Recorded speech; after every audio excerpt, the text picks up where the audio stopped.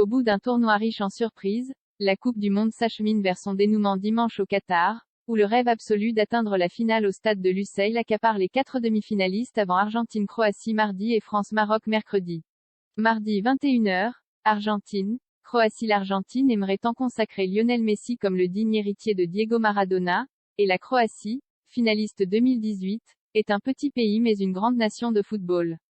Être le coach de la Croatie était un de mes rêves, mais je ne pouvais pas rêver de ce qui se passe actuellement, a savouré lundi le sélectionneur croate Zlatko Dalic.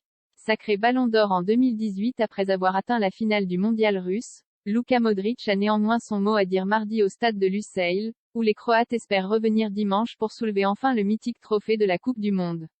Messi ne me surprend pas, il a toujours été comme ça. Ça a toujours été un gagnant et un orgueilleux, a fait valoir de son côté son sélectionneur Lionel Scaloni. Quant à Modric, c'est un plaisir de le voir jouer. Quand on aime le football, on est heureux de voir ses joueurs sur le terrain.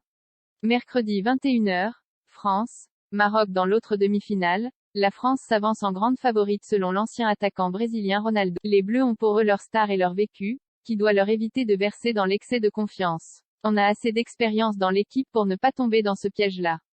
On sait que le Maroc n'est pas là par hasard, a noté le défenseur Raphaël Varane. Meilleure défense de la compétition, un but encaissé. L'équipe marocaine fera tout pour aller au bout de son épopée, dans une confrontation riche de symboles entre deux pays aux liens culturels et historiques très forts, et sous les yeux du président français Emmanuel Macron. On vit un rêve et on n'a pas envie de se réveiller, a résumé l'ailier international marocain Sofiane Boufal, né à Paris.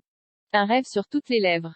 Mais aussi dans les pieds des joueurs, puisque la FIFA a annoncé dimanche que le dernier carré du tournoi se jouerait avec un nouveau ballon, baptisé à l'ilm, le rêve, en arabe, avec des facettes décorées de nuances bordeaux rappelant le drapeau qatari. Ici Beyrouth 13 décembre 2022.